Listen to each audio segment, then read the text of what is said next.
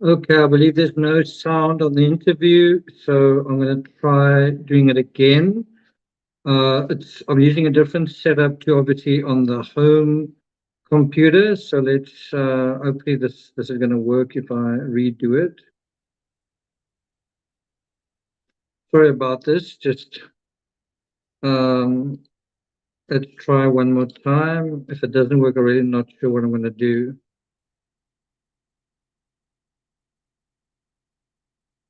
Let me know if you can hear the sound now. I know you can hear me. Can you hear the sound? Hearings were revealed. Lots of awful information has been revealed. And yet, in the last 2 weeks of trial, we've been getting even more, sort of a parade of horribles, right? And I can only imagine what that's been for you. Have you Is been the sound okay now? trying to digest and, just process some of the terrible stuff that you're hearing in the courtroom? I really didn't pay attention to what was going on in the courtroom until the actual trial started. I was contacted by the mitigation specialist a few weeks before the trial, actually a couple months ago, and spoke with her at length.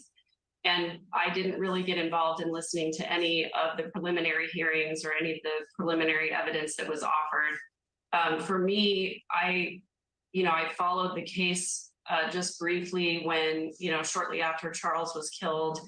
And for myself, for my own mental health, I really had to just come to terms with the fact that I was not optimistic about the children being found alive, and had to sort of process through that grief myself. And then once they were actually found, I completely turned everything off from that time until just a couple of weeks before the trial. So I think that speaks volumes. So welcome everyone. So we're talking a little bit about Megan Aiden, Laurie Vallow's cousin. And you hear what she says. She says she sort of opened her eyes, opened her ears when Charles Vallow was killed, when he was murdered. And then I guess there's a period between then and the disappearance of the children. And then it sounds like she then closed her eyes, closed her ears. No, I don't want to hear anything about this case. And if you think about it, that would suit Laurie Vallow perfectly. If someone has done something wrong, if someone is doing something wrong, and family members are basically saying, I don't want to see no evil, I don't want to hear no evil, so I'm going to also speak no evil. Well, that really suits the people that you're close to, um, that are kind of being looked at by the media and by law enforcement. And isn't that something that Laurie possibly was relying on? Isn't that something that Chad was relying on? In other words, an insular, a family with an insular culture. We don't like the media. We don't like we like to be extremely private, right? Don't you get that sense? And so this really suits that kind of agenda. So what I want to deal with in this is not going to be a long live. I've got to get to sleep so I can be up early tomorrow morning. But what I want to do is I want to deal with the interview that Laurie gave to law enforcement the day after Charles died. Not the whole interview, maybe 10 minutes of it, maybe 20 minutes of it. And the reason why I want to do that is when you sit in court, it's kind of the sense of um, much to do. Everyone is giving a impression of Laurie from a different perspective. It's either Zulema or it's um, uh, Melanie Gibb or Melanie Gibb's husband, or it's her son.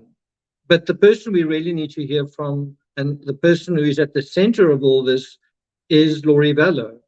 And bear in mind, I don't think we're going to be hearing from Chad, right? And we can't hear from Alex because he's no longer with us. And so what comes up out of this is kind of the sense of you're sitting in court, Laurie Vallow's right in front of you. She's smiling, she's writing notes, she's turning her back to the gallery. But the person that we really need to know the most about is this person that is not really saying anything. This person is remaining silent. And so by playing this interview, we get a rare chance, we get a rare glimpse at Laurie in her own words. We get a sense of Laurie is from Laurie, not from someone else. It's not from me or from some other pundit or some other journalist. It's Laurie's words coming out of her mouth, right? So we're going to get to that in a moment. I did make a video previously about where did her foundational beliefs come from, and I haven't finished that conversation. There's a lot to say about her father. There's a lot to say about him suing the government multiple times.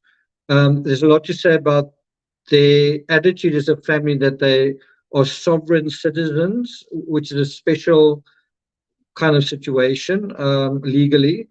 And then I also want to talk about Laurie's sister. That's a narrative that you don't hear often about. The sister that died, and also her other brother, Adam. And so we're going to talk about that, but I'll do that in a separate analysis. So the point of this live is really to touch on three things. The one is, I guess, what your cousin's saying here, and we'll play it a bit further. Then we're going to go into Laurie in her own words. And then I want to talk about, is this the worst high-profile case that we've dealt with, or one of the worst? And we're going to kind of talk about that, when we sort of end off. So I want to greet those who are here. Terry, good to see you. I'm going to see you in a few days. Quite exciting. Zergon says, just watch that video. That's good. The thing that I don't think I mentioned sufficiently in that video is, if Laurie was influenced by her father, and her father thought that they were part of the 5% and they were above the law, then Chad saying that was exactly what she wanted to hear. Does that make sense? Sharon Drury, Yvonne, good to see you. Zenaida, good to see you as well. Okay, so I'm going to play a little bit more of this from News Nation, then we're going to go over to the interview. I'm quite excited to sort of share that with you. Had you ever met JJ and Tylee? The last time that I saw Tylee, she was probably at 3 years old, and I was never able to meet JJ. So what I have followed since the beginning of this story was that Laurie's... So what's quite interesting there is Laurie's cousin said she never met JJ, right? And JJ was 7 years old when he died. In other words, for 7 years, this cousin wasn't really part of the loop, I guess, in a certain sense. And so I think that's also, in the same way with the Chris Watts case, I think you've got to say, is the family glue strong enough to prevent something happening and people just having the wrong impression? Do you remember in the Chris Watts case, his story was going to be that Shanann just went back to South Carolina. Do you remember that story? Well, he could, or he must have believed that he could pass off that story because his family were now no longer close to Shanann, where she said, I never want to talk to you again, and you're never going to see my grandkids again. So in other words, Chris Watts could sell that story, which is a bogus story. By the way, I drove past a creek today called Bogus Creek. I would have liked to have taken a photo of it, but you see what I'm getting at? If the family bonds are very strong in a family annihilation scenario, it's very hard to slip certain things through the loopholes. But when those bonds are very weak and someone isn't seen, easy just to say, oh, they were that person, oh, they were that person, right? And can you see that the bonds in this family weren't very strong? And part of weak family bonds is not holding someone accountable. Strong families will answer to each other and themselves, right? His mother and her sister have really been the only ones who've talked much. The other brothers, the rest of the family haven't said much. But in the beginning, they were very supportive of Laurie. And bit by bit, this damning information was revealed. And it seemed to me that they really turned. Do I have that right? Was there a palpable change in what the family believed in terms of Laurie's guilt or innocence? It's hard for me to say. I don't really have a lot of contact with that part of the family. All I can tell you is that. So there you have it. She's asked a simple question. What do your family think about this? And she says it's hard to say. I don't know. We don't have a lot of contact. It's through those cracks that this sort of thing can happen. And it's the same as a, it doesn't have to be in terms of a family. It can be a neighborhood. If a criminal wants to, commit a crime at a particular home in a neighborhood, he relies on the neighbors not knowing one another. That they rely on disconnections and fragments and that sort of thing. Of course, on the other hand, if neighbors know their routines very well, if neighbors are very familiar with one another, if neighbors are watching out for one another, then that sort of thing is very hard to get away with. So what I'm trying to say is, in a very basic sense, when we are held, how can I put it? When we are when there's a glue holding us together, it's hard for criminal activity to break into that sort of fortress, right? But when the glue is sort of very weak, then it's actually easy to do that. And it's not so much the practical ease of doing it, it's the psychological ease of doing that. And I think that is a big mistake that the alleged killer in the Idaho case made. Brian Koberger is he, I don't think, was thinking at all about glue. I mean, he wasn't connected to anyone, but I think what he was underestimating was the glue holding the Moscow community together, and the result of his activity. Anyway, let's continue with this. That for sure there was a rip in the family when Charles was killed. There was part of the family that believed that Alex acted in self-defense, and there was part of the family that believed that he did not. And that definitely was a separation in our family. And I think that sort of continues somewhat today. I just want to deal with Mary Claire's comment there. And Mary Claire, I'm definitely not like singling you out. I'm not trying to, be mean to you, but it's exactly that sentiment which allows that behavior to go unchallenged, and probably allowed certain lower level behavior to go unchallenged as well. If she gets married or gets divorced, there's no input from the family, right? And so not being part of the Laurie aspect means that more things can take place, right? It's kind of in a tacit way extending a license, possibly for bad behavior. Do you see that? The thing that I wrestle with the most is that if her immediate family had been willing to hold her accountable and hold Alex accountable at that time, that the kids might still be alive. And I know that Adam did try really hard to advocate for Charles and to try and get his story out there and to the police, to law enforcement. And the family really ripped him apart for that, because they wanted to protect Alex and Laurie from consequences. And I think that's the crux of where all of this comes down to, is that nobody wanted to hold Laurie and Alex accountable. The family system wanted to keep it quiet and wanted to try and, explain it away and just make sure that they didn't have any consequences. So let me ask you a question. Put yourself in this family's shoes. Someone in your family has apparently maybe not done something, and it's in the newspapers and it's on television and it's on social media, right? And so what's the next step? And the answer is, first of all, how does that reflect on me, right? If it's a family member, it is, oh, did your family member commit this crime? So then it's how does it reflect on me? Because I don't like how it reflects on me, I don't really want to believe that it's true, and so I don't think it's true. Does that mean it's not true? In other words, if it doesn't reflect very well on me, and I don't want to believe it's true, does that mean it's not true? And so if you want to believe it's not true, how would you start to address that issue? Well, wouldn't you say the mainstream media is fake news? So in other words, every time there's a story that is giving information, you simply dismiss it by saying, it's the mainstream media, it's fake news. Well, I'm not going to pay attention to it.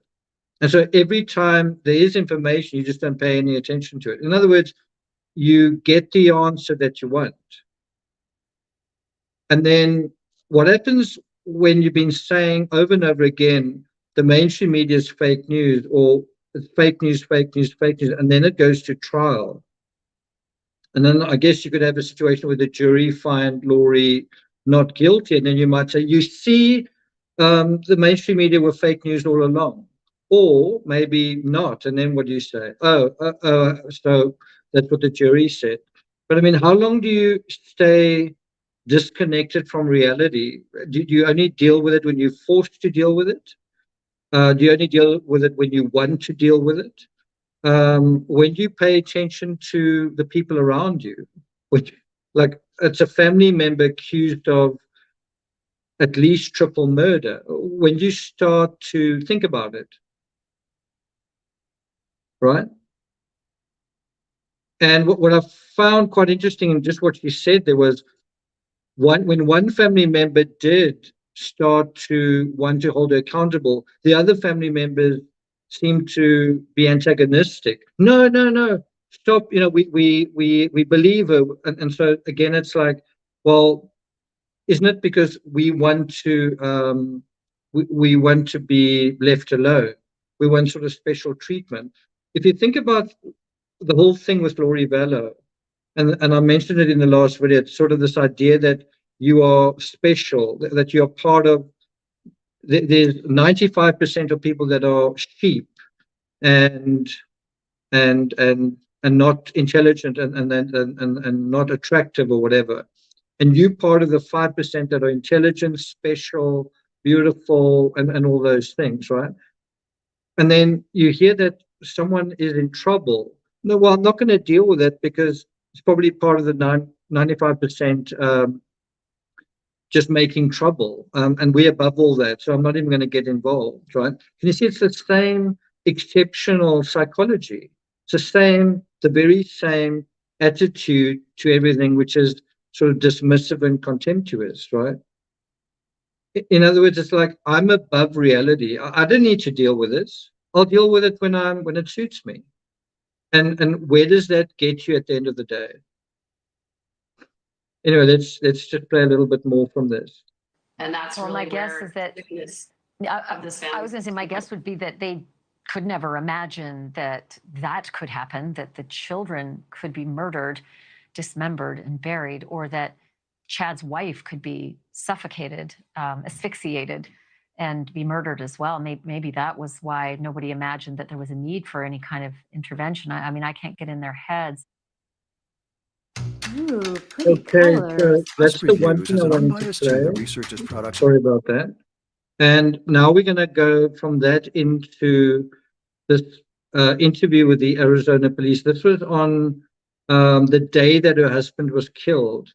If the timestamp is right, it was literally within almost an hour or two, right? So it's extremely fresh. You'd actually almost imagine that you might be shaking, that you might, so that's kind of the situation. Can I just ask you guys, do you feel like I've made that argument sufficiently just to say what the psychology is that we're dealing with? In other words, this sort of exceptional psychology actually allows one to be very disconnected with events that are taking place. And it's through that loophole that you can say whatever you want. Terry says it's easy to put blinders on family. Yeah. Okay, so let's go and deal with this. Now, I'm going to play about 1.5 minutes to 2 minutes of this footage. Not quite sure what that teddy bear is doing there, but I guess it's for children. But what I want you to focus on is the point at about 90 seconds to 2 minutes when Laurie is asked, it's like the critical moment. Okay, Laurie, tell me what happened. And just look at how she deals with it. She sort of stops and she chuckles. And the other thing that I want you to think about is, does Laurie's sitting there and she's talking to a policewoman, but is there something else going on where Laurie actually looks down on law enforcement? Laurie's actually got an attitude to Laurie thinks she's smarter than law enforcement. I just want you to think about that. This isn't just one woman sitting with another woman and having a conversation. Is something going on where one person actually has a particular sneering attitude maybe towards the person that they're with, right? And when someone is asking you a serious question, it's their job to investigate, and you kind of, I won't say you're laughing at them, but you're sort of laughing at the situation. I don't know why you're asking me about this murder. I don't know why I'm sitting in this room. Is that really a laughing matter? Is it appropriate? And you might say, no, it's not, but why is she laughing? And that's where you've got to go back to that family culture where we don't deal with this stuff. Someone's just been murdered, and now you want me to sit down and tell you why? We don't do that. You want me to explain to you exactly what happened? That's not what we do. Anyway, so let's listen in. You're not here to do the work or don't? Like, they don't care. Well, and I think Cool. with high school, it's like they're just pumping. But when she was in elementary and junior high, all the teachers worked with her. They were nice about it. But by high school, there's so many kids that just don't care. And I was like, just take it. You're so smart. Let's just take it and see if you pass it. She passed it. And got a really good score. Yeah, she passed it with like college ready in every category the first time. Wow. So look at her body language right here. Legs crossed, arms folded. And, I want you to tell me now what happened. And it's not so much her body language here, but I want you to look how it contrasts with the body language later. Look how her head is sort of tilted down slightly. Arms are crossed. She knows what's about to happen. She's supposed to now talk about something. Do you think she does want to talk about it? Do you think she does want to be forthcoming? Do you think she's going to say anything about zombies? Do you think she's going to say anything about Chad, that she's been having an affair? You think she's going to say anything about life insurance? You think she's going to say anything about demon possession? You think she's going to say anything about Zulema and praying and Ned Schneider and all of that stuff? Because this is her opportunity to tell this officer about this idea that her husband's become a zombie. But you think she's going to do that? In other words, do you think she recognizes the authority that is in front of her, or is her authority actually above the authority of this officer and above the department, right? But what I want to do is pause right here and say, can you see that there's a psychology? Well, it's not something you can see. Can you intuit that there's a psychology at work here that is totally overriding the reality of the situation? So all the things that are going on, she's not going to be disclosing. She's going to be telling a story that she thinks the officer wants to hear. She's seeing an officer as probably a mother as well, and a wife as well. And she's going to try and tell a story strictly within that role scenario, right? And so the critical aspect to pay attention to isn't what she says, but what she doesn't say. And so the question is what's going on a kind of mind fuckery where, like what they, let me just bring myself back a little bit. You know what they say about Superman? That Clark Kent is Superman's opinion of all of us. So when Superman disguises himself as his alter ego. He's this bumbling, clumsy idiot, right? This guy sort of stutters, the guy who wears glasses.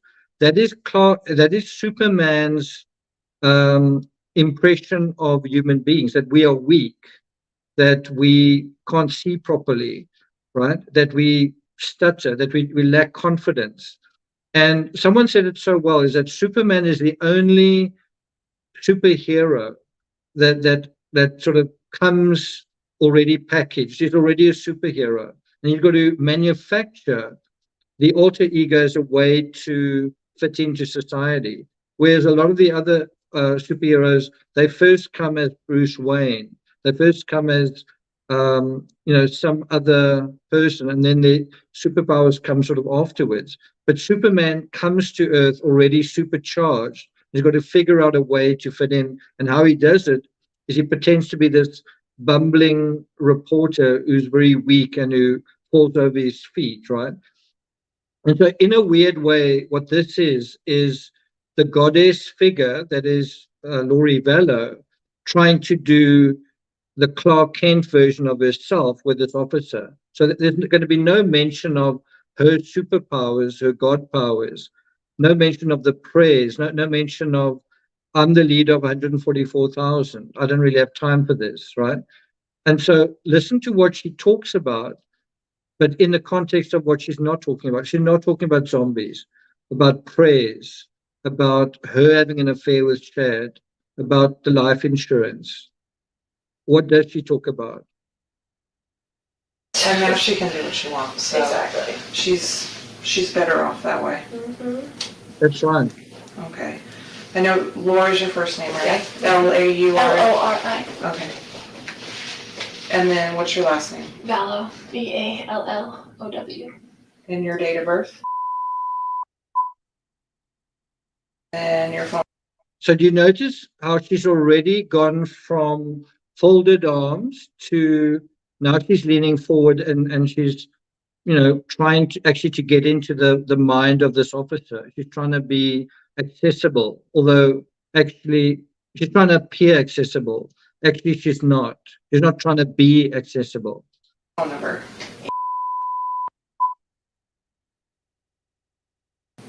And you live at the house, right? Mm-hmm. Okay. Okay, I know this sounds silly, but it's probably the easiest way to start, is just to tell me what happened.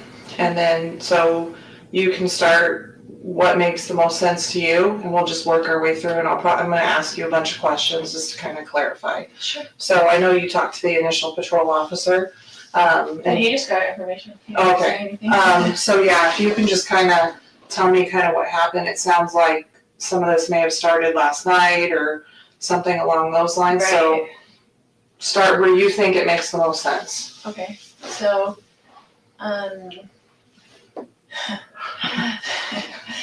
told you, it's a crazy question. Well, so we moved into this house 3 weeks ago because he offered to get me a house here where all my family is. So we Okay. were in Houston. So that is actually that little clip, those couple of seconds, you actually can play back 5 times, 10 times, 20 times, but that really speaks volumes. It's basically the police officer saying, "Can you tell me what happens?" And she basically kind of does a weird thing. Well, let me just bring myself back slightly. It kind of does a weird thing like that. She bobs her head, laughs, and then kind of looks down at the ground because she's now got to tell a story. It's now like story time, right? And she's now, what you're going to hear in the next couple of minutes is you're going to hear what an evil character Charles VALLOW is. It's all just about what a horrible person he is, right? I think I'm gonna play this little piece for you 2 more times. The first time she just smiles and kind of chuckles, and then the second part it's a much bigger thing. And are you guys familiar with duping delight? Right? You can only have duping delight if you've got a very far superior idea of yourself compared to the person in front of you. It's like, You have no idea what is going on yet, do you? It's that sort of attitude, right? So I'm going to go back just a little way, a couple of seconds, and I just want to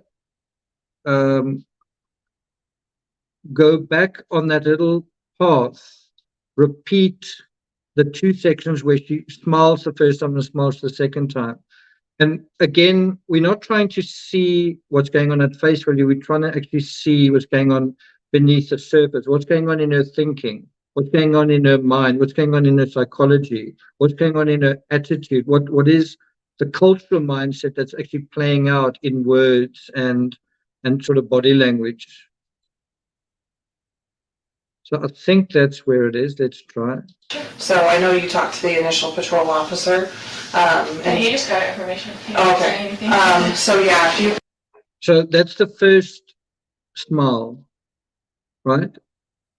The officer says, I know you spoke to the other patrol officer and you already have her dismissing that. Oh, he just got the information. Ha ha ha.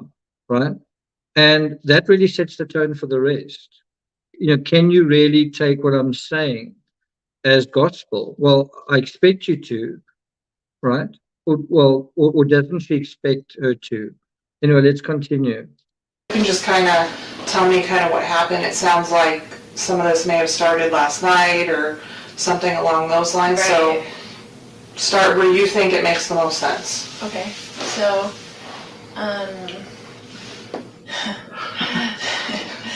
I told you, it's a crazy question.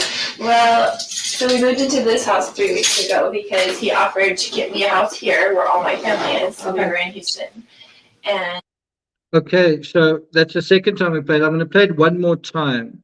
And it's just this thing of what I want to just emphasize is this is on the day that Charles was murdered. Is there any trace of emotion? And, you know, I suppose you could say, yeah, but if you hated her husband, why would she feel bad about it? And I suppose that's one way of looking at it. But there's not also gravitas anyway. Right? There's not gravitas anyway. Does this feel like an hour ago her husband was not just, you know, it's not like he just died. It's not like he died in a car accident. He supposedly attacked her. He supposedly attacked her, and his brother had to kill Charles to defend her. And you would imagine that that would make you quite shaky. You know, that if Alex wasn't there, maybe I could have died. But there's none of that. You don't have that sort of post-traumatic shock going on. She seems very calm. She seems relieved. She kind of seems like Chris Watts during the sermon on the porch, like a load has been taken off her shoulders. And it's difficult not to smile about it. I'm going to play it one more time. And again, I want you to think about her attitude to a fellow man and how she's expressing that in her body language and laughing while this cop is trying to do her job. Most sense to you, and we'll just work our way through, and I'm going to ask you a bunch of questions just to kind of clarify. sure. So I know you talked to the initial patrol officer. And he just got information. He didn't say Okay. anything. So yeah, if you can just kind of tell me kind of what happened. It sounds like some of this may have started last night or something along those lines. So Right. start where you think it makes the most sense. Okay, so, I told you, it's a crazy question. Well, so we moved into this house 3 weeks ago because he offered to get me a house here where all my family is, Okay. over in Houston. And so he's like, we had decided to separate or whatever. So he's like, well, I'll pay for a house for you and for JJ and whatever, because he's all about JJ. He's never about Tylee, but he's all about JJ. Mhm. Because we adopted him together. He's Okay. his great nephew. We adopted him as a Okay. baby. And so we adopted him as a baby, and so we've been raising him together. And he travels all the time for business, so he's used to just going back and forth. So he's always gone like Monday through Friday. So he came when we first moved in and brought me stuff from Houston, like a U-Haul. And then he hasn't been back. But it's all these threats on my phone. Okay, so I'm not going to spend too much time on this, but I want to just address a few questions here. The one is, and it's something that I think is easy for a woman or any partner to intuit. If you say, you know what, my partner's always working, my partner's always on the road, my partner's always traveling somewhere. Well, what inference do you draw from that? Well, doesn't it mean he's not home? He's not with the kids. He's not actually a parent, right? And if you think about it, Charles in this situation is trying to be with his kids. It's not like he's trying to leave.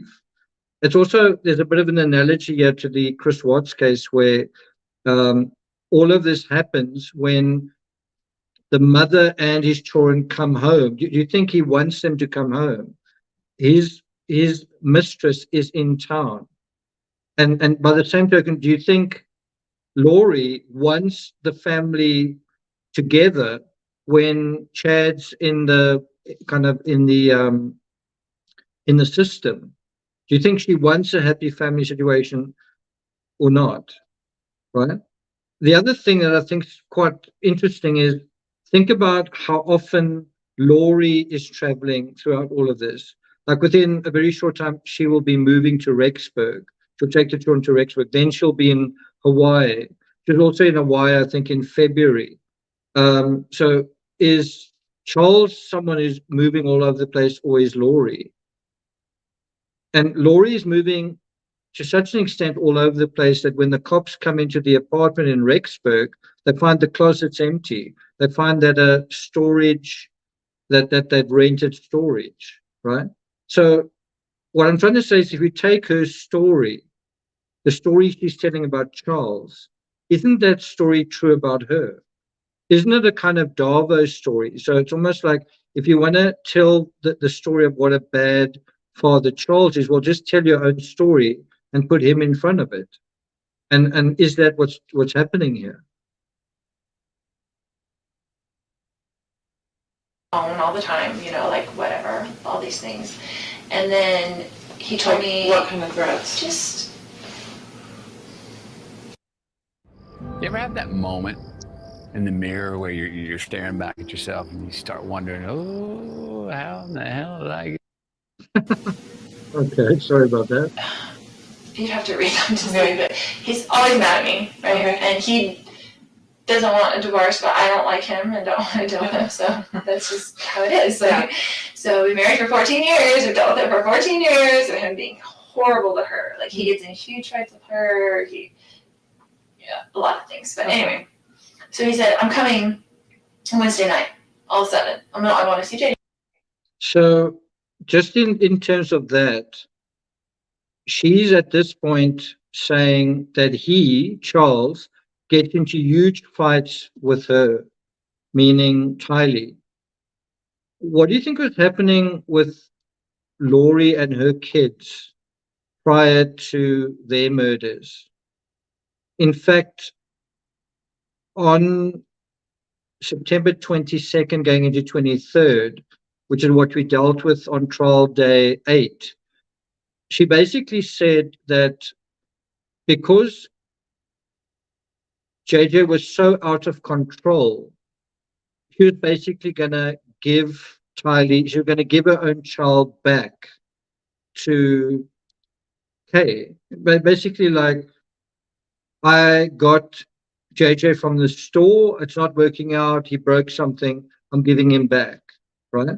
So I'm just trying to show you the hypocrisy here of Laurie saying what a terrible father Charles was.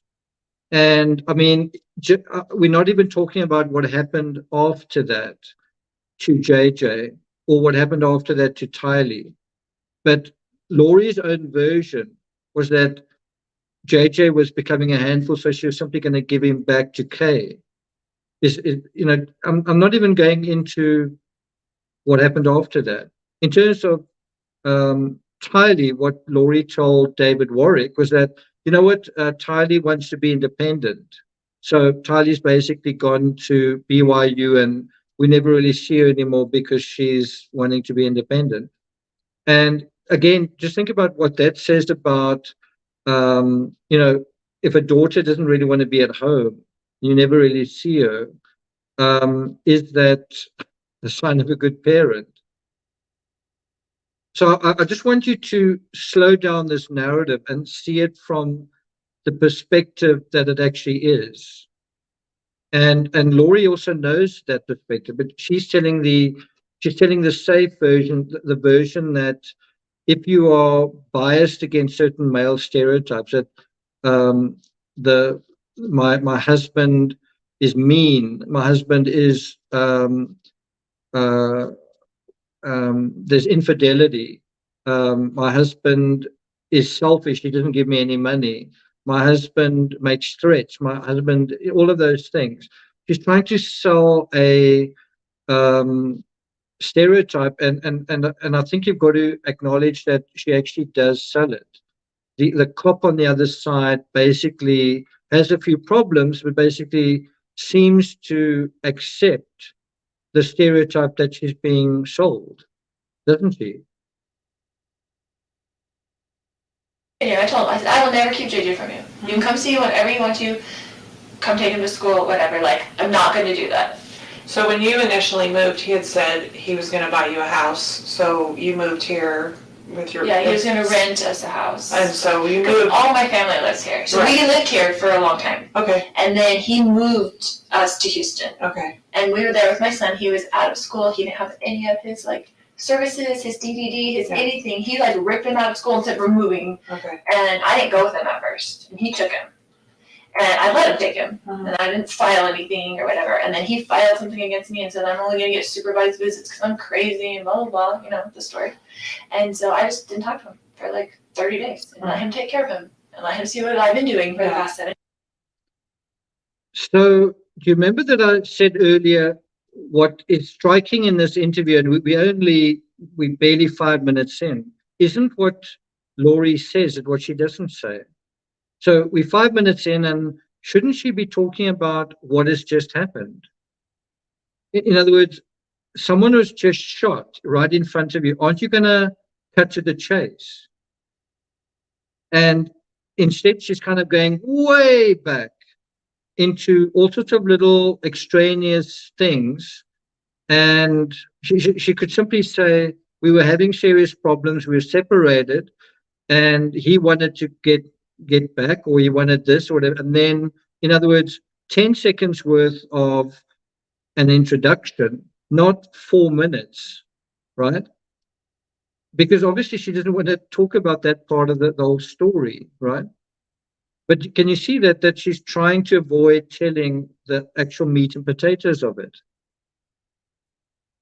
There was another point that I wanted to bring up.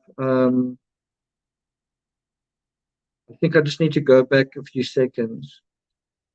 And I'm only gonna get supervised visits because I'm crazy and blah, blah, blah, you know, this.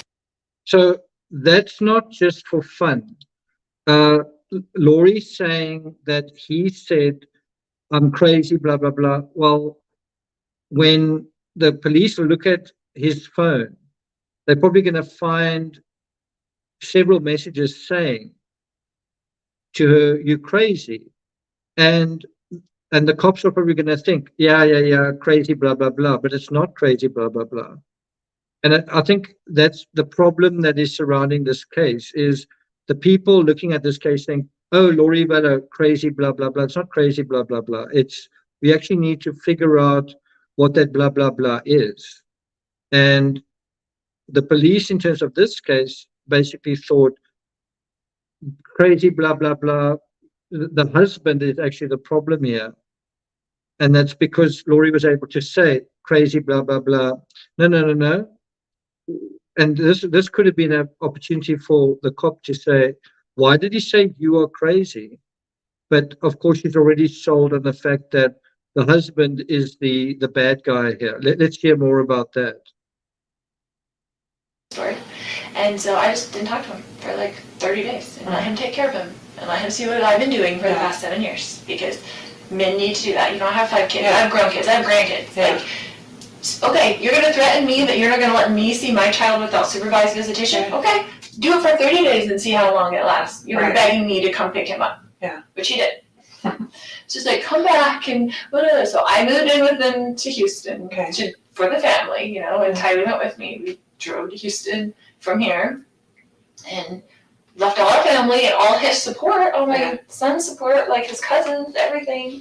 And we were there, and I enrolled him in school there. I tried to start all his services, and it takes forever. Yeah. You know, it takes so long to get that done. There's no easy transferring. There's no easy transfer. You start from the State to beginning. state, it's a totally new thing. Yeah. And he didn't do any of it in those 30 days. So he just should have gone without services, without even applying. And I'm like, do you even realize? Because he didn't ever do it in the first place. I did it. Long story. I'll keep it short. He hasn't been here in a couple weeks since we moved in. Okay. He came. He was very nasty when he was there, but he travels for business. So he went back to the Houston house, and he's like, I'm coming on Wednesday night, and I'm gonna come pick up JJ and take him to school Thursday, pick him up Thursday, take him Friday, whatever. And I said, Casey wanted to come to the house, and I said, you can't come stay at this house because you can't get along with Tylee. She's a minor, she has to live here. Yeah. So because he gets in huge fights up there, Okay. and she hates him. And so I'm like, you can't stay at the house, so I will book you a hotel, because he stays in hotels all the time because he travels for business, and the business pays for it, right? So the problem that law enforcement are facing here, you might say they were duped initially, or that Laurie pulled the wool over their eyes, but the problem is that Laurie, for example, says that Tylee hates Charles, and the problem is that Tylee is going to give an interview as well and basically say enough that basically supports what her mother says. And that's kind of a problem. And, you know, it's a problem from an investigative point of view. Was Tylee coached to say what she said? Or was it true? Did Laurie tell Tylee to say what she said? And if so, why did Tylee do that? Right? Why did Tylee say things that if they weren't true? That definitely creates a bit of a problem. In other words, it's quite hard to say that if Tylee said the same thing her mother said, if Tylee gave the same version her mother gave, then why would she if it wasn't true? And that's a little bit of a problem. Why would she give the same version if it wasn't true? Why would she say, I hate Charles, Charles wanted to hurt me, or whatever the version was, if it wasn't true? Why would she say that? So I said, I will book you a hotel nearby. What does he do? He works with teachers in their retirement plans, but he goes to them, but there's Oh, he okay. mostly works in California. Okay. No matter where we live. And we Okay. lived in Hawaii, he'd work in California, he'd work in Texas, he has like books of business in different areas. And so he just goes. So Lorraine says Tylee told the truth. Do you guys agree with that? That Tylee told the truth? In other words, do you think that, well, let me first ask Lorraine. Lorraine, do you think that Charles wasn't murdered and that he was attacking the family and it was self-defense? Let's just ask that question first. That's a really good point. So Lorraine, I've got a question for you. Do you think that it was self-defense and Tylee was protecting her mother? And if Tylee didn't protect her mother would have perhaps died.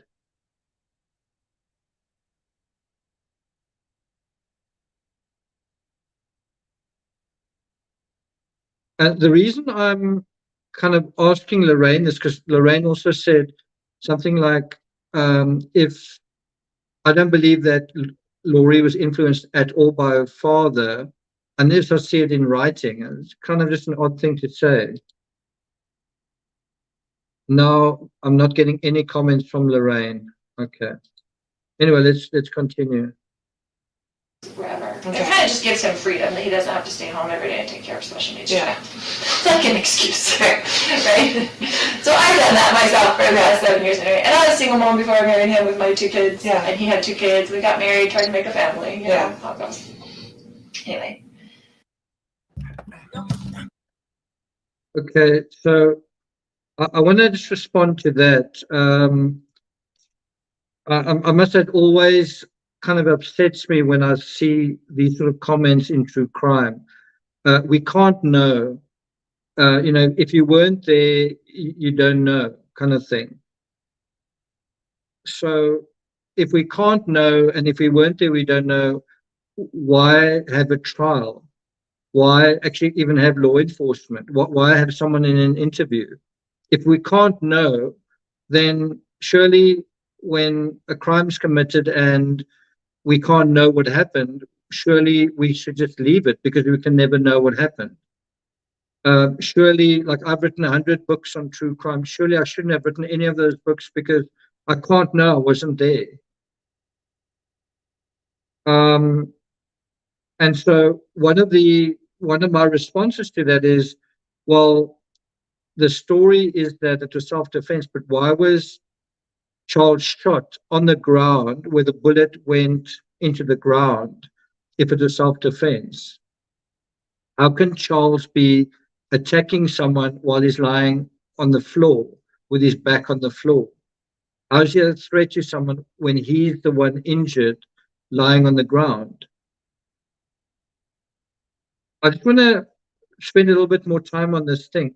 We can't know if we weren't there. So if we can't know if we weren't there, then shouldn't we just throw up our hands and say, we need to disband law enforcement and all the courts, because if we weren't there, we don't have CCTV of the whole thing. We can't know. So we shouldn't even have true crime, because if we weren't there, we can't know.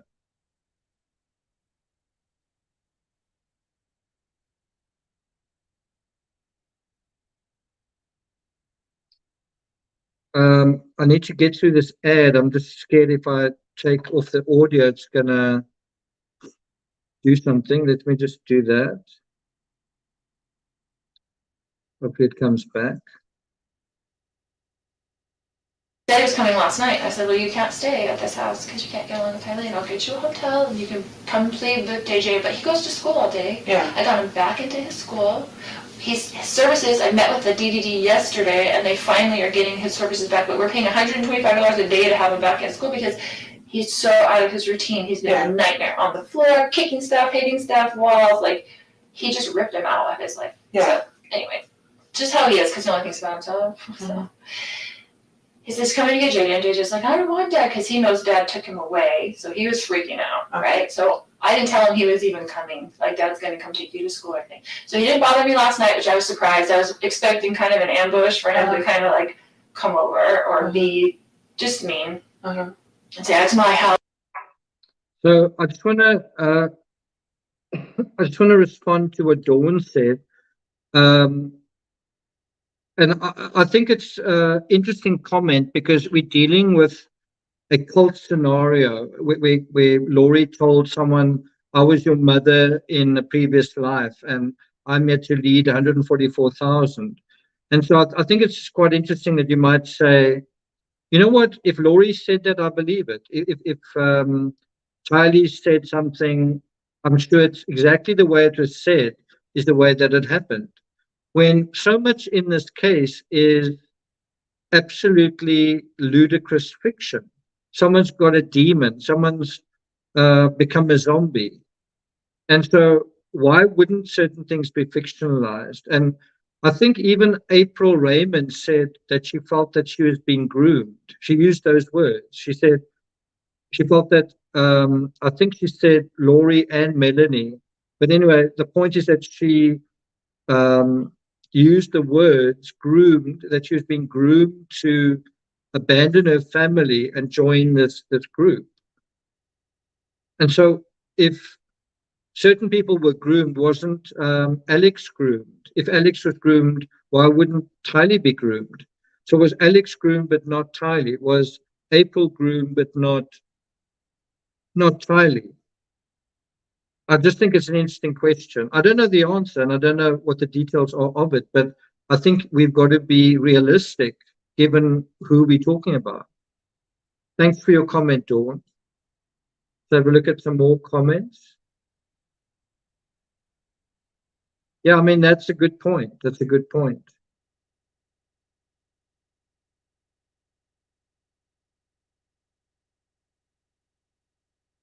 And surely,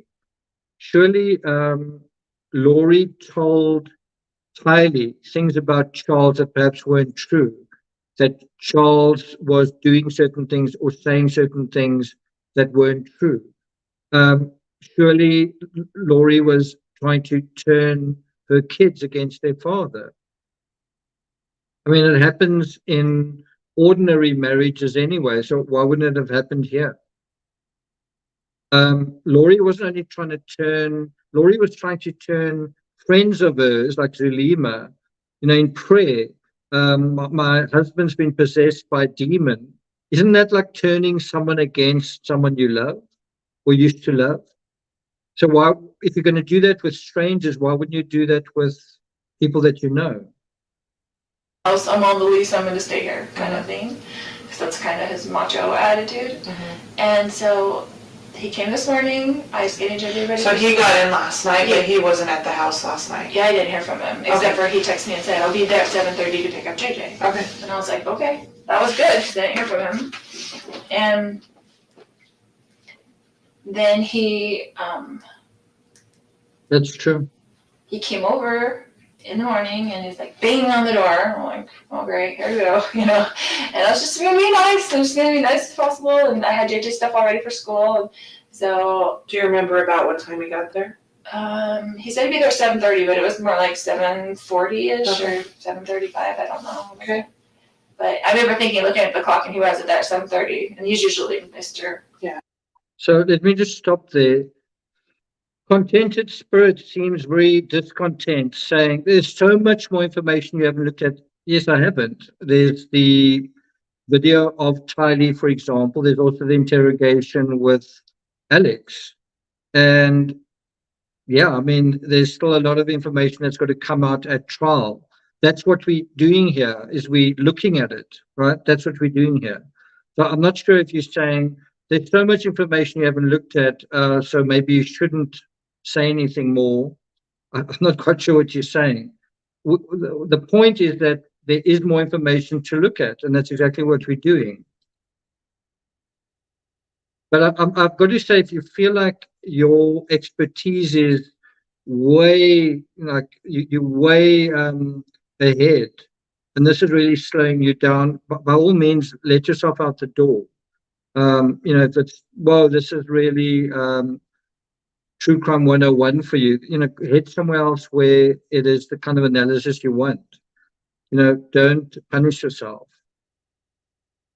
Functional. Yes. So I was like, okay. And then JJ was like, oh, Dad.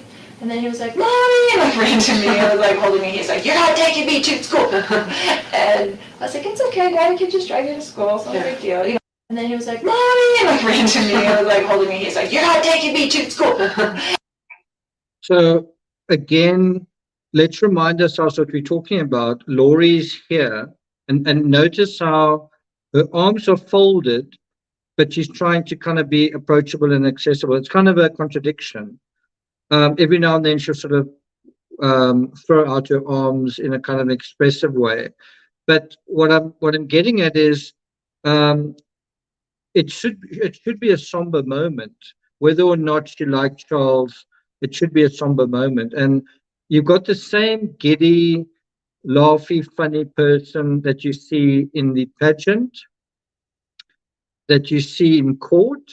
Whenever the jurors file out, Laurie's got something funny on her mind, right?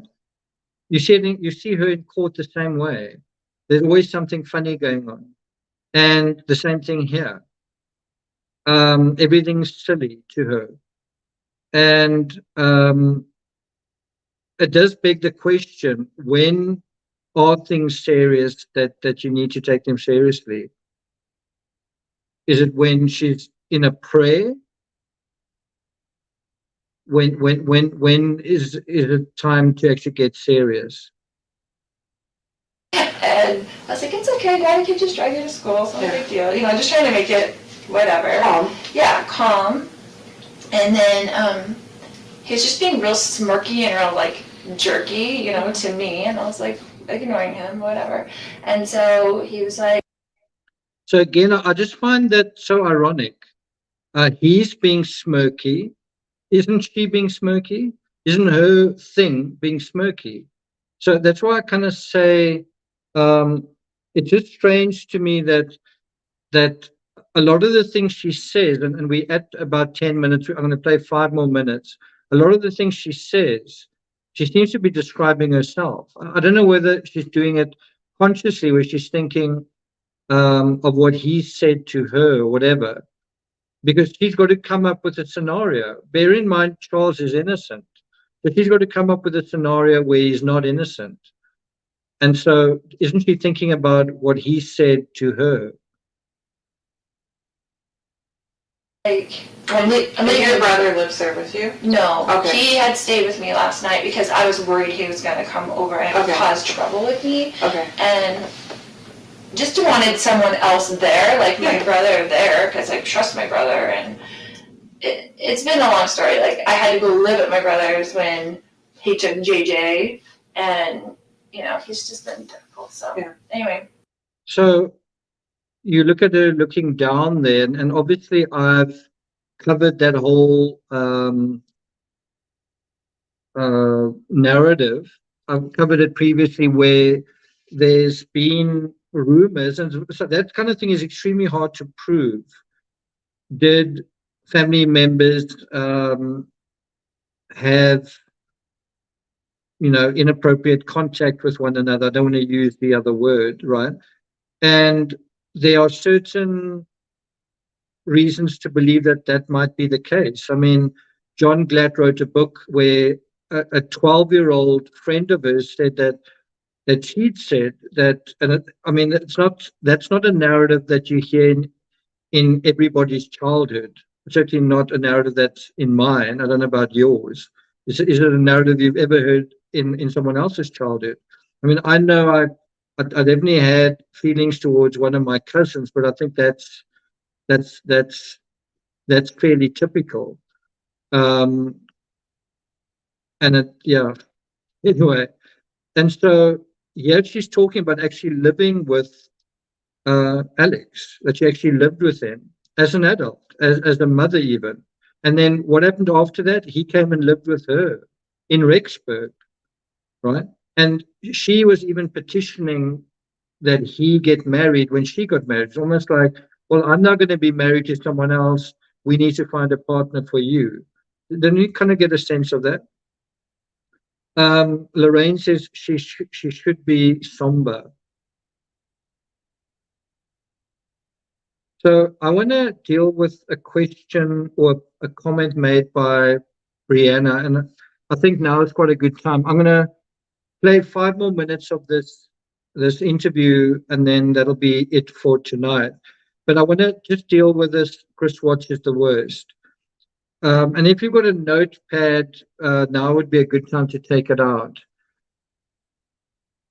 I feel like the true crime community haven't really thought about the Laurie VALLOW case. Haven't really, because it's almost like, where do you stop the crime scene tape? Because it's not a crime that happened in one place in one go, and even one perpetrator. It's not like the Chris Watts case all happened in sort of one place, in the sense that it's, kind of within Colorado, and one morning, and the bodies were all found in the same place. It's fairly, compared to the Laurie VALLOW case, it's a fairly neat and sort of circumscribed crime scene, right? Well, the Laurie VALLOW case isn't like that. The one child dies, and then 2 weeks later, another child dies, not even dies. Thanks a lot, Bling is the new black. Thanks for that. And so let's kind of do a comparison. In the Chris Watts case, Chris Watts' wife was murdered and she was pregnant. So you might say that's two people. And then the one child and the other child. And a lot of us were horrified that was one child killed within the context that they knew that the other one had died. Remember, Chris Watts said, "Are you going to do to me what you just did to her," basically, right? And we were horrified at that. Well, yeah, you've got a situation where one child is killed and burned. You might say putting a child in an oil well is horrific, and it is. But in this case, you've got a child burned and then placed in a pet cemetery, right? And then there's a period going by where someone could feel, "I'm sorry that I did this. I miss this person who's no longer with me. I've had second thoughts." But instead, don't they go ahead and then another child is killed? And I'm not going to kind of go through the details there with the duct tape and everything else. But you have a body count now of 2 children, the same as in the Chris Watts case. Then you also have the spouse that is murdered as well. So Charles VALLOW. So almost like Shanann Watts, that's 3 for 3. Then you might say, yes, but Shanann was pregnant. Well, there's a 4th victim in the story as well, Tammy Daybell, right? And you might say, yeah, but I'm not sure if she was murdered. Let's assume that she was. Now you've got 4 people that have been possibly killed over the space of half a year, basically. Even you could say a quarter of a year. And then it goes further than that. There was also an attempted murder on Tammy Daybell. It appears to be an attempted murder on Tammy Daybell. Then you could say, yes, but Chris Watts also attempted to kill his baby by, poisoning his wife. But then there was also an attempted murder on Brandon Boudreau. So now, can you see it's going a little bit further than that? And where I think it is so much worse is Chris Watts killed his whole family. In this case, what the court are trying to prove is that somebody asked somebody else to kill her family for her. And not only that, asked other people as well to kind of condone it in a spiritual sense, to say, oh, I see what you mean, they're possessed by an evil spirit. Yes, we do need to get rid of evil. And then when the person dies, are you happy? When the person dies, is it like a question of, oh, thank you, God, I prayed for it and now it's happened. You prayed for someone to die. Well, yes and no. I prayed for the zombie to, release the demon. And so it's not just one person killing, and I mean, that's bad enough. It's not just one family annihilation. It's a family annihilation plus the spouse of the other person who's also killed, plus there's an allegation of multiple accessories, and one of those accessories dies as well. How did they die? And then there are questions about Joe Ryan. How did Joe Ryan die? You could even go, and I think this is going too far. This is going into conspiracy theory, but even one of Laurie's siblings died. And so what happened was the accountability there, even medical accountability. Can you see how this is definitely worse in the Chris Watts case? Because if you take the Chris Watts case and you imagine that Chris Watts asked Nicole Kessinger and perhaps some other person, let's say Chris Watts asked his sister, hypothetically, to commit these crimes. Instead of one, bear in mind, everyone who commits this crime also loses their life. It's also their life that's destroyed. So instead of just Chris Watts committing the crime, there are 2 other people as well, potentially 1 or 2 other people. So you've got a body count here that is 4 or 5 plus 2 attempted murders and 3 possible people that are conspiring 2 or 3 people that are conspiring. Can you see how it's a very serious, you can say it's a crazy case, but it's also a very, very serious case. So I don't know whether I would say Chris Watts is the worst. And if you think Chris Watts is the worst and you really don't like Chris Watts, then you kind of, I think, need to look at Laurie with new eyes. I think you need to look at Laurie as not the helpless victim you see in the frame there. As this, when you see her in court, she seems very small. When you see her smiling, there is something unreal about the whole thing that's going on. What I'm trying to get at, the thing I'm trying to say is that I've covered true crime for about 10 years. This is one of the worst cases I think I've ever come across. I think the West Memphis 3 case is possibly more disturbing. And the crazy part of that is it's also got kind of a biblical, a religious, symbolic significance, ironically enough.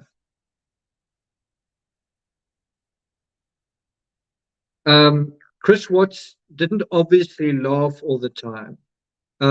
Chris Watts was a bad liar, and he confessed, and he seemed to feel bad about it, and he went to jail.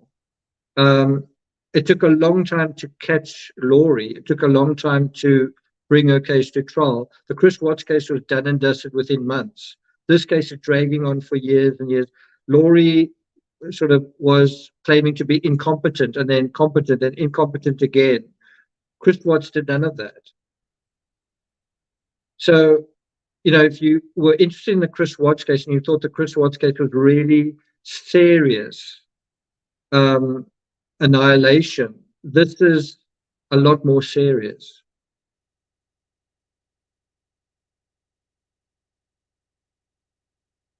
Okay, let's continue. I'm going to play up to about another 5 minutes, and then I'm going to say good night.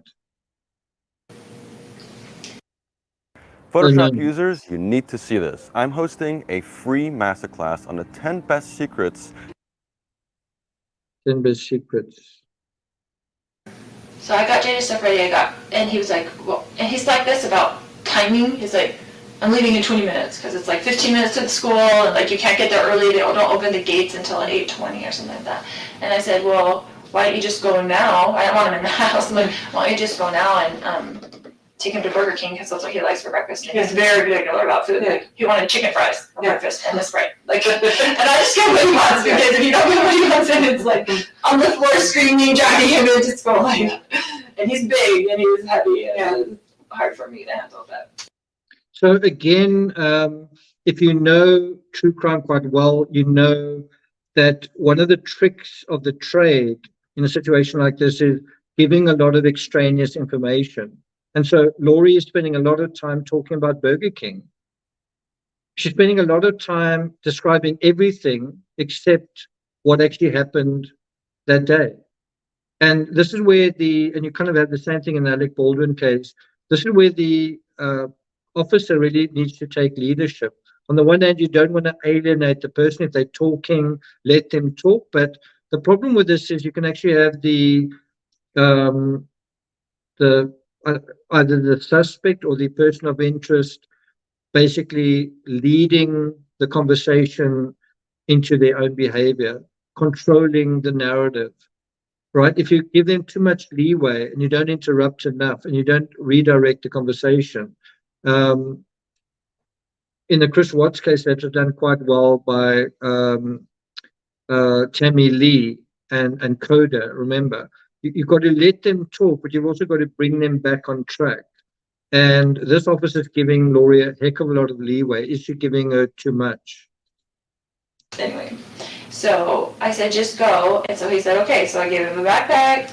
He got in the car. This is his MO, right? He always leaves something in the house and comes back. He never leaves the first time. I always expect my husband to come back into the house, right? So I guess he had left his phone on the counter. So he initially left with the backpack and with JJ? And so he put them in the car, okay, in the driveway, and then he came back in, right? So I kissed JJ goodbye. He came back in, and his phone was on the counter, and I had his phone. And so that is very interesting, because that is actually material to the facts of the case. So you must bear in mind, you might be sitting here listening to what she's saying and saying, you know, it's all nonsense, but some of it is actually anchored in truth. And what she's just said there is true. She did have his phone. And she's trying to say that in an innocent way, you know, that Charles got JJ ready to, I guess, go to Burger King. And then he left his phone behind. And so it's just lying there. And so this is an opportunity for her to look at his phone. And do you think that is actually how it happened? Because according to the trial, according to the testimony that we heard previously, Laurie took his phone and took JJ to Burger King. And so what she's saying here is, as far as I know, demonstrably untrue. It was proven untrue in court that the phone actually went to Burger King. Not with Charles, but with Laurie. And so the question is, did the phone go there after Charles was killed, in which case was that manufacturing an alibi? Same thing with the Murdoch case. Or did it go there before? I think that's quite an interesting question. As you say, way too chatty for a terrible thing. And that's where the experience of the officer should be saying, red flag, something's going on here. Jody says, I'm not really sure why they believed her. Because the alternative was to say Charles was the bad guy, and then everyone else says the same thing. Alex says Charles is the bad guy. Tylee says Charles is the bad guy. And so if enough people say that, why wouldn't he be the bad guy? And then don't you kind of go back to what Charles said and kind of investigate that? And when you've got family that don't get involved, and that's why I played that at the beginning of this, you've got family who don't come in and say, I'm worried that something's going on with Laurie. The cops basically go, well, the whole family, meaning Tylee, Alex, and Laurie, seem to be a united front. And so, well, then why wouldn't you believe them? Well, because the other family that are critical maybe are not saying anything. And that's a good point. There's no reason for Laurie to have Charles's phone. When last did you have anybody else's phone? I mean, you can only be up to no good when you have someone's phone in your possession. Think about Chris Watts having Shanann's phone.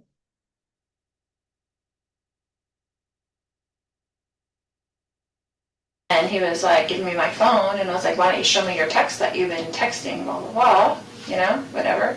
Because he's like acting really weird, like he's plotting something against me. Like, I'm like, why are you even here? Like, what did you come here for? You know, he's been talking to my other brother, and my brother came into town at the same time last night. And I haven't talked to my brother in a while, my other brother. And I was like, and so he was texting him on the phone when he first got to my house. And I'm like, why are you texting? But can you see how she, and this is my opinion, she's not, there's got to be a reason why something goes wrong at this point. And so she's simply saying, I had his phone and I had a reason to look at his phone because he was texting my other brother, Adam, right? And she must be using Adam's name because she knows that Adam, you know, I don't think likes her very much.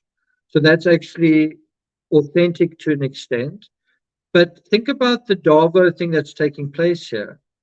The real brother that is part of the story is Alex. So she's drawing attention to Adam and saying, you know, why are you talking to my brother Adam? When think about what we know. We know that there was this, it's being presented in court that the scenario of Laurie feeling that Charles was demon possessed, Alex taking that on wholesale, buying that, believing that, taking that on, and then acting on that. That is kind of what the case that they're trying to present to some extent. And so, in other words, the scenario that Laurie is presenting here is that Charles and Adam were doing something or saying something, and then that led to something where there was a threat against her. It's the complete opposite to the scenario that the state are trying to prove here, which is that she was telling her brother that he was demon possessed and other people as well, and they need to get rid of him. That's the way I understand it. That's the case that the state are trying to prove. Although I must say the case right now is it's trying to prove that Laurie conspired in the murders of Tylee, JJ, and Tammy, not Charles. I think that's supposed to be a separate case. I don't know if you guys know that. That's supposed to be a separate case. But nevertheless, if you just think about it in a basic way, you think about what probably happened that day, and the story that Laurie is giving is kind of an inverted parallel. It's not about her and her brother and what she said to her brother and what events that led to. It's about Charles speaking to her brother, another brother, and what they said, and this then leading to a threat to her and self-defense, whatever, right? Can you see the symbolic way that psychology is geared to giving an explanation? So we're now at 11 minutes. I'm going to just play another 4, and then I'm going to sign off. By the way, if you're watching this on replay and you want me to analyze the rest of this video, so we might do it in 3 parts, in 15-minute segments, then let me know in the comments. So let's continue. Adam, like, do you even talk to him? Like my other brother. And, he's been telling me all these texts, like, you're going down, blah, blah, blah, blah, blah. He's blaming me for our marriage breaking up and my niece getting divorced and my friend getting divorced. He said, I'm a destroyer of families because I want everybody to get divorced. I'm like, what would my motivation be for people getting divorced? So I can babysit the kids more? Like, why would I have any control over what people do? Yeah. So it's just very odd. But anyway, he goes nuts. He's gone nuts on us a lot of times. Tyler and I have had to leave with JJ over the years, probably 5 times, and just stay in a hotel for 2 days because he goes nuts. Like, you don't know what's going to set him off. Like, so there's another good example of Davo. He goes nuts. And, I guess what he goes nuts means is that Charles gets angry. Charles is a threat. Charles is dangerous when he goes nuts, right? And again, it's almost the reverse, which is if Laurie goes nuts, what actually happens? It's not quite the same. Laurie's not physically dangerous. I'm talking about she's not going to actually kick you or hit you or harm you physically, right?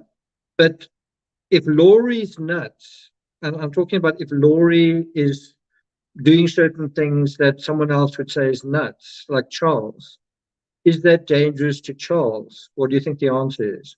If Laurie is nuts and she's talking about Tylee, do you think that is dangerous to Tylee? If Laurie's nuts and she's talking about JJ, do you think that is dangerous to JJ? If Laurie's nuts and she's talking about Tammy, do you think that is dangerous to Tammy? And it's kind of a odd situation because normally none of that stuff would really matter. That person's got a zombie, whatever. But the problem is, isn't there an angel of death? That's my term, and it's a question. Isn't there an angel of death attached to Laurie? In other words, isn't her brother kind of a soldier, a warrior for a lot of her feelings and suspicions? And so in that sense, Laurie is extremely dangerous. Question mark. in that sense, isn't Laurie extremely dangerous? So I just want to deal with this question from Veronica. Why would other people go along with it? Well, if someone has a very intimate and long-term relationship, so my answer to that is, so again, on the allegation that this happened, if it happened, my answer is, how could it happen? Well, sex addles the brain. And that was the case with Chris Watts. He did something unthinkable because sex had addled his mind, right? In this case, you've got the same thing going on. You've got someone having an affair. And do they want that to continue? Yes or no? And I've kind of made this case in the video about did Laurie sleep with her brother? Right? I made the case that I don't know if Alex was so caught up in the religious stuff that he would have done what he did if he wasn't also caught up in something physical as well. In other words, if you take that physical aspect away, would something still have happened? And I would suggest maybe not. That there was a much deeper connection between them as a result of that, possibly, than not. So that's an attempt to try and answer that question. It is a good question. Okay, let's deal with the last 3 minutes. Whatever, and she's mad at me for always like going back, but we had JJ and he's special needs and it's really hard. Like it's even hard to take care of by yourself. So when you say he goes nuts, that can mean a lot of different things. Right. So goes nuts like yelling and screaming. Yeah, goes yelling and nuts like screaming, breaking like, things. yes. Goes nuts like physical violence. He's never really, besides like grabbing us and pushing us, but not like punching us or something. But with Tylee, he has gotten physical. Okay. So that is quite crucial. Is that true? Has he hurt Tylee in the past? If he has, that's going to be tough for this officer to kind of take her thinking out of the pattern that it's in. But you can kind of see that the thing that's triggered this cop is when Charles goes nuts. Laurie's managed to sell that.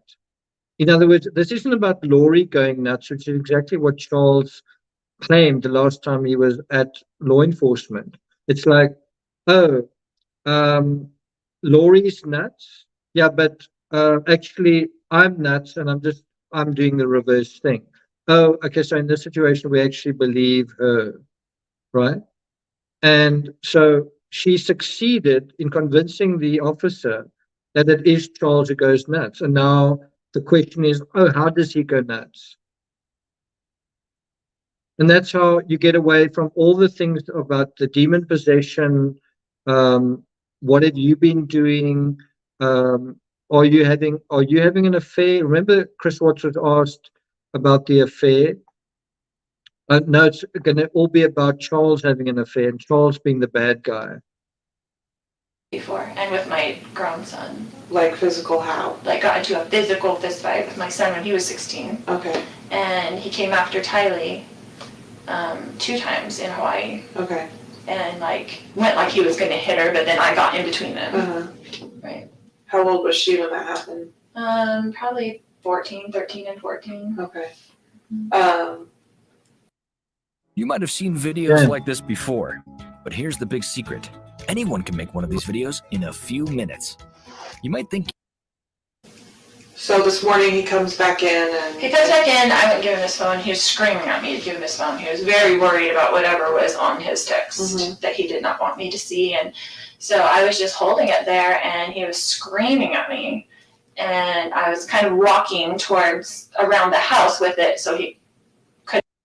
So I just want to stop there and just remind you what I said earlier. This idea that 95% of people are stupider than I am, 95% of people are less beautiful than I am. I'm not saying that for me. I'm saying that's the belief that their father apparently subscribed to, that we are part of the 5%. We're smarter. We more beautiful, and government and law enforcement and whatever. And aren't you getting that sense that Laurie is actually succeeding not only in bullshitting this cop, but she's also succeeding in, I mean, she must believe that psychology, I'm better than you. I can pull the wool over your eyes and you're not going to know any better. And so what does actually happen?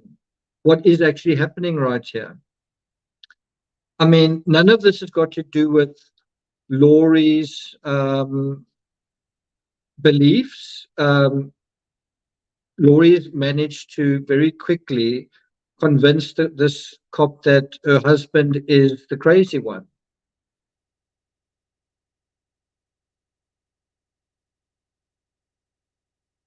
Couldn't get it. He's like reaching for it and stuff like that.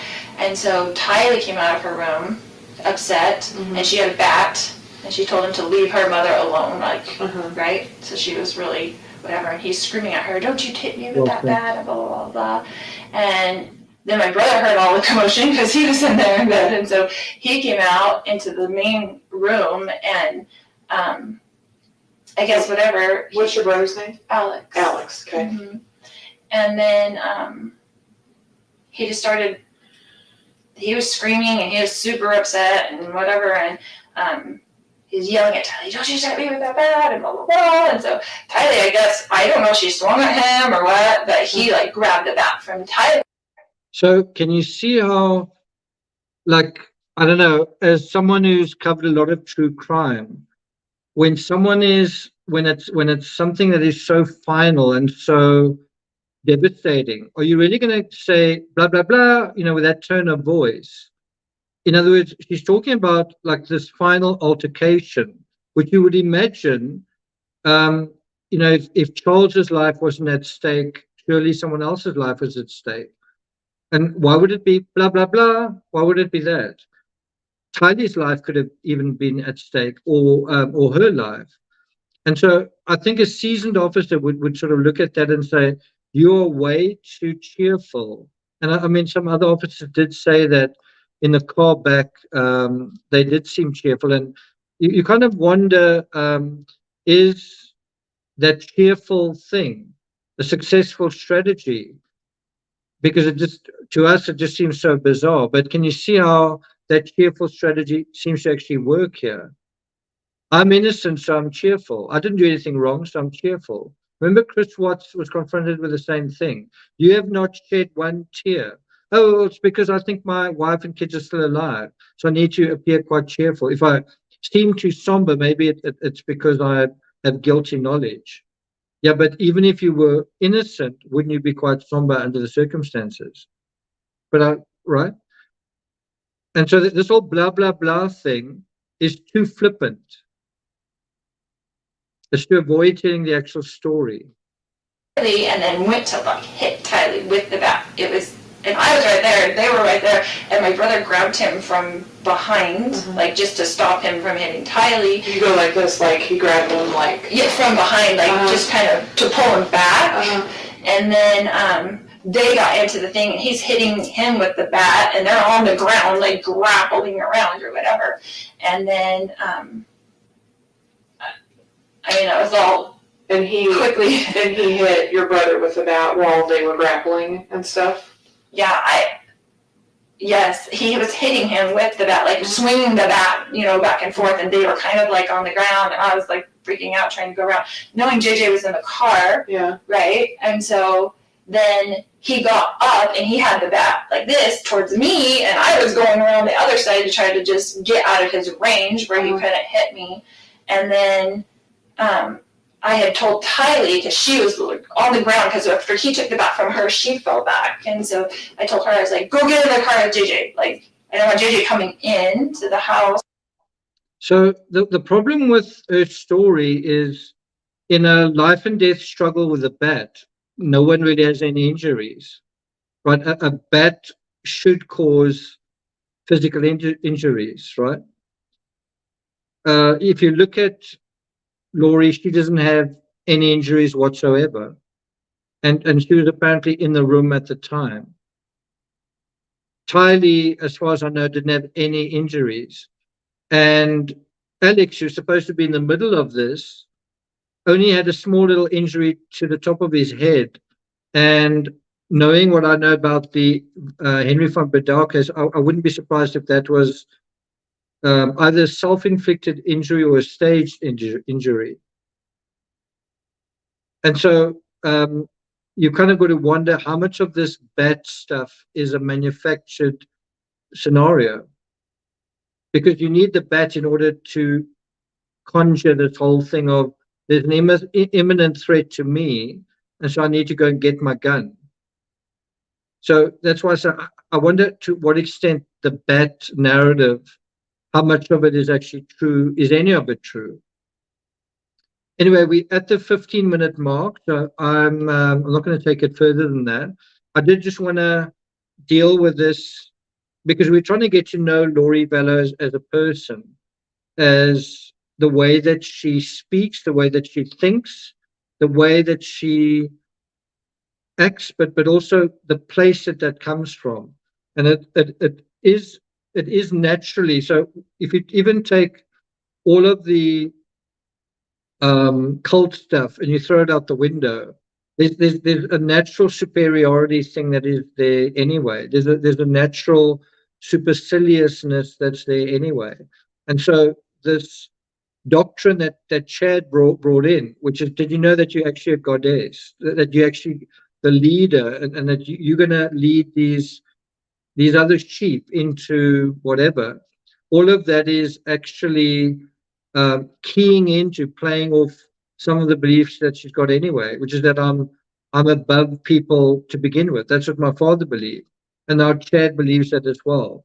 That what we're doing is above the law and above what the government says, because that's what my father's believed all along. And now you're a chosen person to execute that, right? So it's not really inventing the wheel in terms of those beliefs. It's actually just taking what is already there and kind of building on that. Does that make sense? We're getting a stronger sense of understanding who we're dealing with. Terry says, I think there was a bet, but I absolutely do not believe Charles hit Alex with it. Sharon said, I'd like to hear one of Laurie's podcasts. I think a lot of them have been scrubbed, but there might be one or two out there. Thanks a lot, Lisa Breck. Thank you very much. One of the few super chats from tonight, but thank you very much. Amanda Eisman. Okay, thanks, Alina. Alina, thanks for being here at the start. Like, you were a true believer. Like, he's going to do a live, and I did end up doing one. I see it's past midnight, so I'm going to skedaddle. It's a pleasure.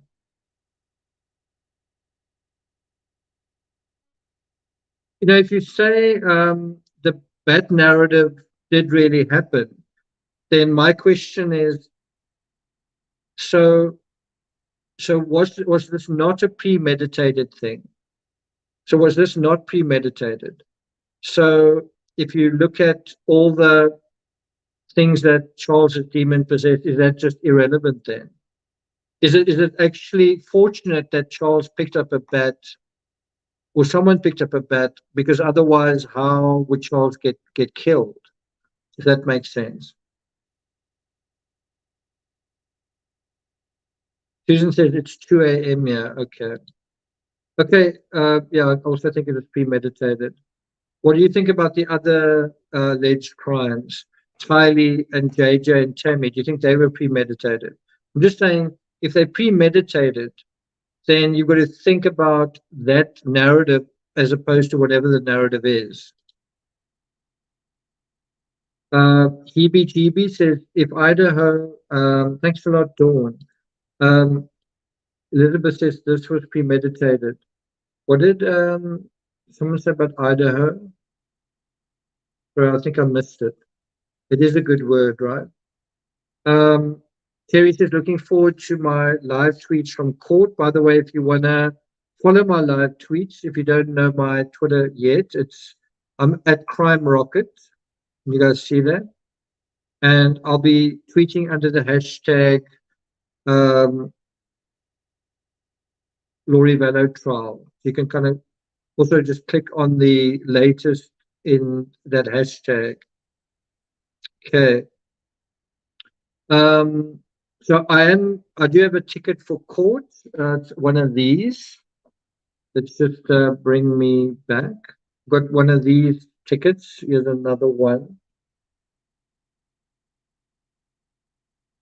And another one. And I've actually got more of them. But anyway, so I'm in the courtroom tomorrow, assuming I get there on time and there's not an Uber catastrophe. So yeah, I'll be tweeting live from the court. I've so far twice sat right behind Laurie, like literally watching her like a hawk, and I'll try and do the same on Monday. So that's trial day 9.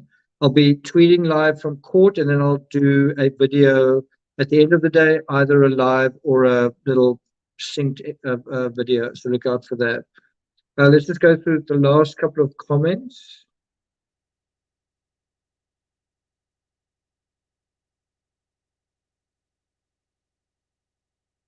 Someone says they've heard her podcast.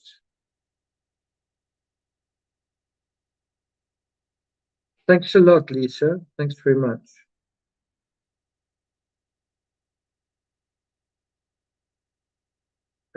Marcus, good to see you here. Laura says, I think that deaths were all planned. I haven't listened to, I think I've listened to like 2 minutes of a podcast. I'd like to listen to more. Deborah, thank you so much. Good to see you here.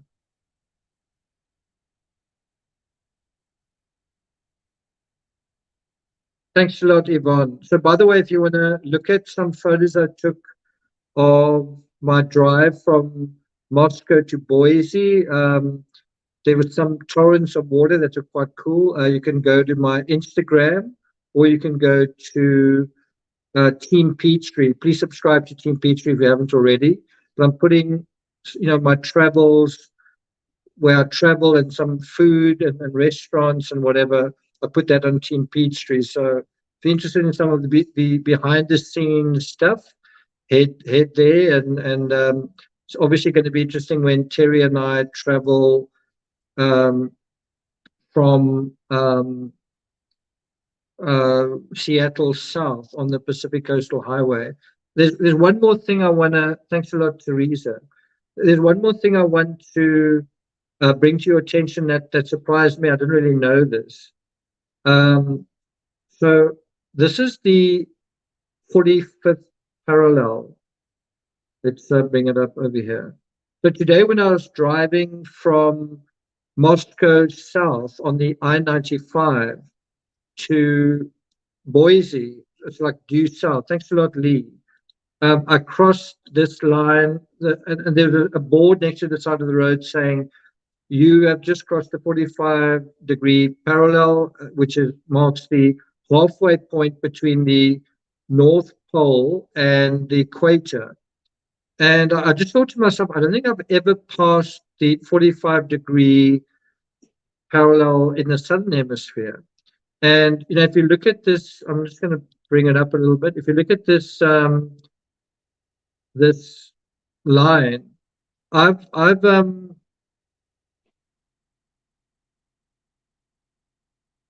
how do I move it to the side? So I've lived in South Korea, which is just below that line. And I've also lived in the UK, which is above that line. And then in 2019, I flew into Amsterdam, which is also above that line. And then I flew south from the Netherlands to Portugal, which is just below that line. But it's quite interesting just looking at that line. Obviously, I was there, that sort of area, and then just went just below that line. Now, when you look at the 45-degree line in the southern hemisphere, it's totally, what's kind of totally different. That's on the southern hemisphere. What actually happened to it? Right. So if you look at it on the southern hemisphere, there's my country over there. You can see my entire country is above that line, and there are very few countries in the entire southern hemisphere that are near that line. I mean, the whole of Australia is above that line. Only a little tip of South America is below that line, and then you've got the Antarctic. So I kind of learned something today. When you're above 45 degrees, that's pretty hardcore. And I mean, I have noticed the landscape around me is very snowy, very, it's not a landscape that I'm used to. And now I can see why. So quite interesting just to see how much landmass is below that line in the southern hemisphere, besides Antarctica, almost nothing. And how much is on that line? Look at Russia, look at Europe and Asia. There's most of the northern hemisphere is still on that 45-degree line, whereas virtually none of the southern hemisphere is on it. Quite interesting. So you can kind of see how most of the southern hemisphere is comparatively warm, a warmer climate than the northern hemisphere. You see that? So anyway, that was just something that I learned when Terry and I crossed into, so when we cross that line again, we'll make sure to take a photo, and then we'll put that up on Team Peachtree, so look out for that. Thanks very much, Mo Mouse, for that. Thanks very much. Appreciate it. I'm glad you thought that was interesting. Oh, Laura says, I'm right on the 49th parallel. Are you border of Canada and the US? Okay, pretty cold, right? I'm not used to cold this late in the year. I guess I'm a bum that's used to warm weather. Therese says, Laurie will never be able to accept responsibility. Okay. Melanie says, hey, I live here at 45 degrees here in Minnesota. Okay. So it's almost, well, I was on your line. We were on the same wavelength or latitude. What is it? Latitude, yeah. Jody says, thanks for covering this trial. So I'm obviously going to be covering the trial tomorrow, Tuesday, Wednesday, and then I don't know, I must make a call whether I'm going to continue covering it. So in other words, when I leave Boise, am I going to keep covering Laurie VALLOW? To some extent, that's going to depend on you guys. It's also going to depend on the trial. And it's also possible that I might come back to Boise and cover it in person again. For example, if Laurie VALLOW testifies. So I'm very interested in covering it, obviously, when I'm here. Like, no matter what the interest is in my channel and my coverage, I personally am interested in being in court and observing and learning and all that kind of thing. And I'm pleased that I can share it with you. But I kind of would have been doing that anyway, observing and learning and so on. It's great that I can share it with you. I know a lot of you are enjoying it. The question, as I say, is when I'm not in Boise and I'm not attending the trial, am I going to continue covering it? That can be quite hard to do when you are, traveling and in different places and you don't know where you're going to lay your head. And so we'll see.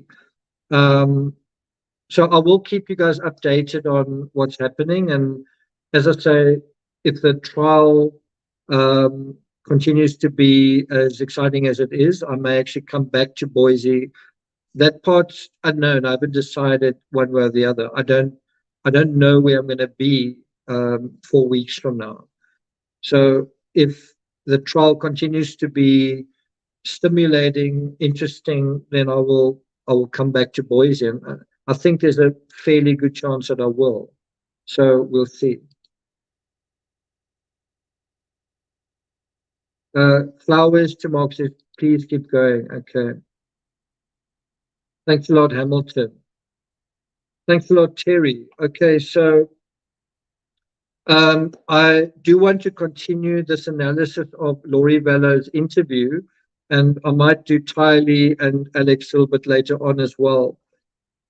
But otherwise, I want to thank all of you guys for being here. I want to thank you for the super chats, and check out my Twitter tomorrow. I'll be giving you guys a blow-by-blow, tweet-by-tweet of all my observations. So look out for that. Thanks, guys, everyone, for being here. Have a good sleep. I hope I have a good sleep so I can be up and alert and on time for trial day 9. Take care, guys. Terry, thanks a lot for your moderating. Marcus, take care as well. Interesting comment there. History is hip. Says, I enjoy any type of coverage you provide. Thanks so much. Cool.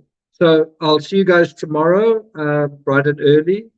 And otherwise, you know, I normally say I'll see you guys next time, but I'll see you bright and early tomorrow. Take care. Sweet dreams.